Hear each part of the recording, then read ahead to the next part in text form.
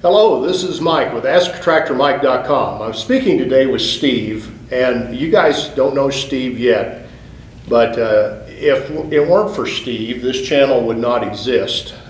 When I left the dealership world and started this channel, I needed somebody to kind of advise me on some of these service issues that we run into. And I get a lot of questions on this channel and a lot of service questions. And Steve and I used to work together. Steve was service manager at the dealership I worked at, and he's been kind enough to answer the technical service questions. And I want to thank you, Steve, for what you've done. If it weren't for this man, this Tractor Mike thing would not be here today, and I want to give you credit for that. But Steve's a great guy. He's helped out a lot of people. And Steve, just tell us about your background and your experience in the equipment business. My granddad started an implement dealership in 1938, came up through my family. I took total control of it in 1984 and ran it up till 1995, and then decided to sell out. And we worked together at a dealership in Rogersville, Missouri, and you were the service manager there. And one thing I want to talk about today, if you're we call, and I am a weekend farmer. I don't farm for a living. I've got a tractor that I piddle around with on my hobby farm. We're called sundowners or hobby farmers or rural lifestyle people. You've had to deal with both an agricultural audience and a rural lifestyle audience.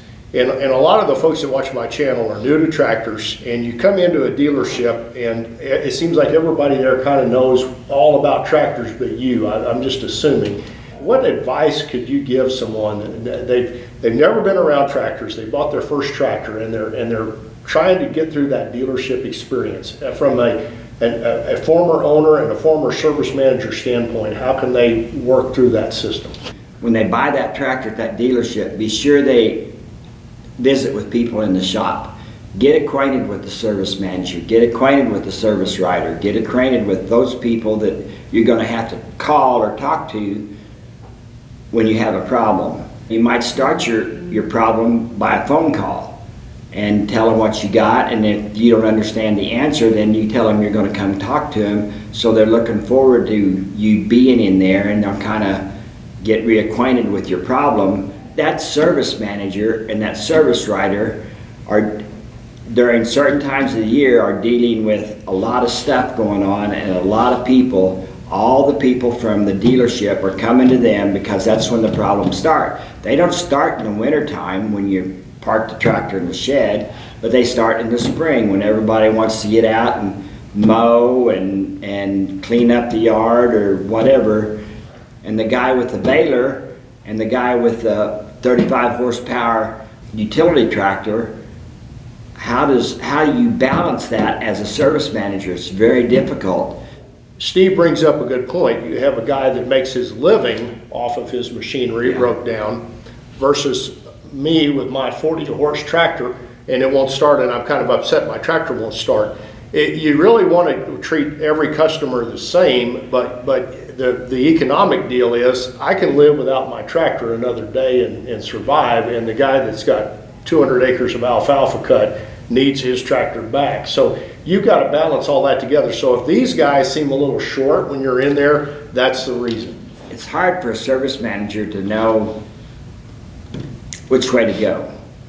You have a problem, the farmer has a problem, and so you're trying to balance that time in there and get them as quick as you can. Say you bought a 35 horsepower tractor, and you go into the dealer where you bought it, and he has the same tractor just like yours sitting out on the lot.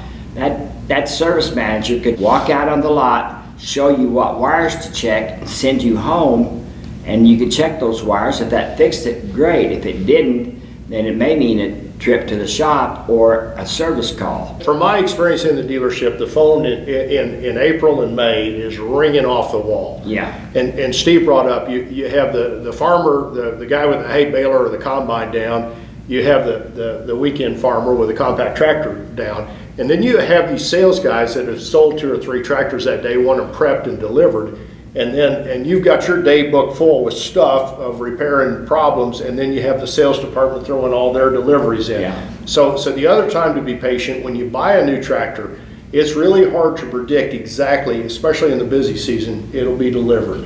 And it is important to get the tractors out in a timely fashion, but at the same time, they have to coordinate that delivery with what the service people have already promised. The dealership we worked at sold probably 100 compact tractors a year on a normal year.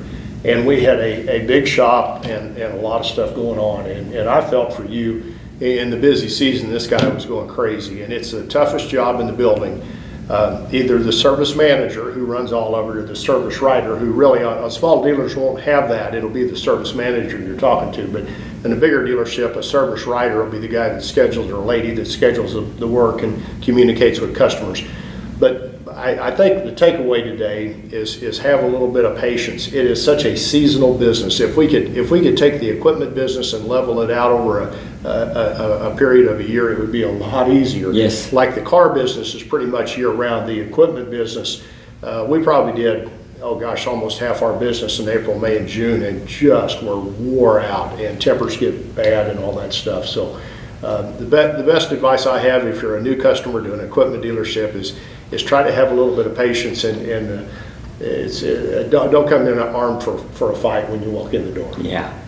When your tractor's broke down and you're frustrated with it, it's not time to get mad.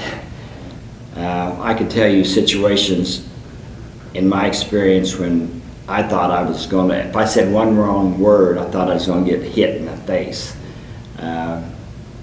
That's not the way to be. If you want help from your dealer, go in there with some patience, call and discuss your problem with the dealer, and then if that doesn't fix it, then call and make an appointment. It's all in scheduling.